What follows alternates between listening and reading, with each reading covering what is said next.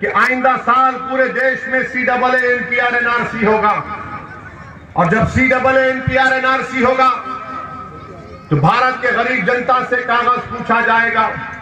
ये मैं नहीं कह रहा हूं, बल्कि पटना यूनिवर्सिटी की एक रिपोर्ट है जो ये कहती है कि बिहार में 50% से ज्यादा बिहारियों के पास अपना डेथ सर्टिफिकेट नहीं है, अपने वालिद का, अपने पिताजी का, अपनी मां के मरने का सर्टिफिकेट उनके पास नहीं।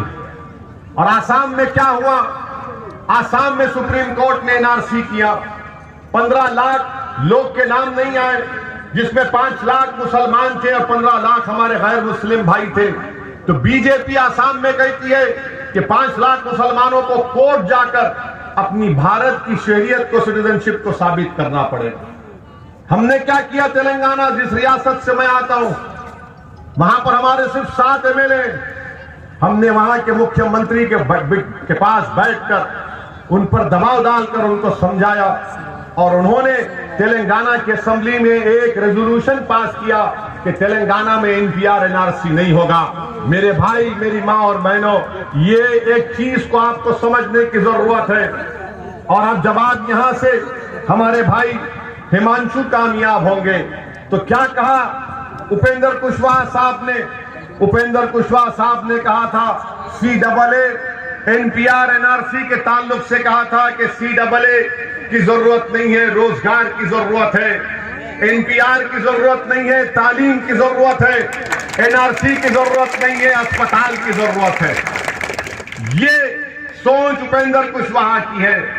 मैं आपको बताने आया हूं कि ये तमाम चैलेंजेस आपके सामने हैं, इसीलिए आपसे मैं अपील कर रहा हूं कि 28 तारीख के दिन आप हमारे भाई हिमांशु को वोट देकर कामयाब करिए।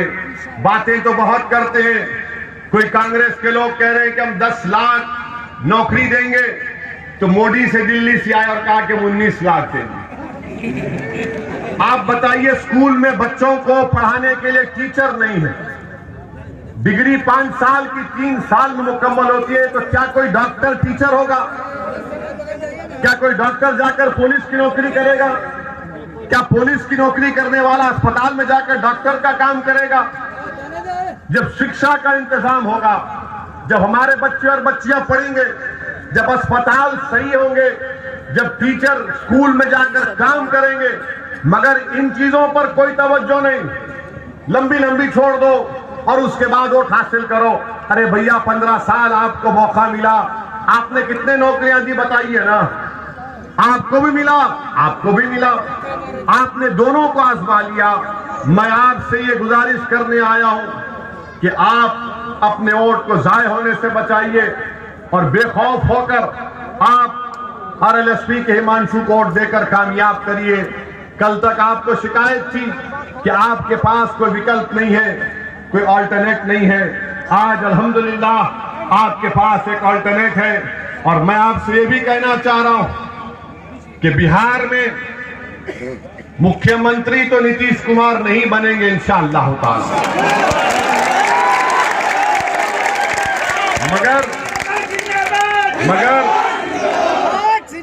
मगर बीजेपी ये कोशिश कर रही है कि नीतीश कुमार को दिखाकर इलेक्शन के बाद बीजेपी का कोई आदमी मुख्यमंत्री बन जाए। इसीलिए हमको नरेंद्र मोदी को बीजेपी और बिहार में अपने आदमी को मुख्यमंत्री बनाने से रोकना है।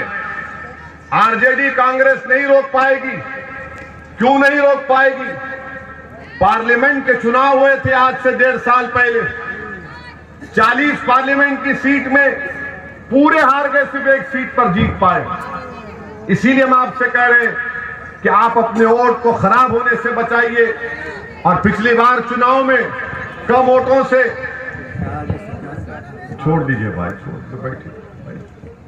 5 साल पहले चुनाव में हिमांशु कम वोटों से हार गए थे। अब की बार दोबारा वो आपके दरमियान में आए हैं। इनको मौका दीजिए।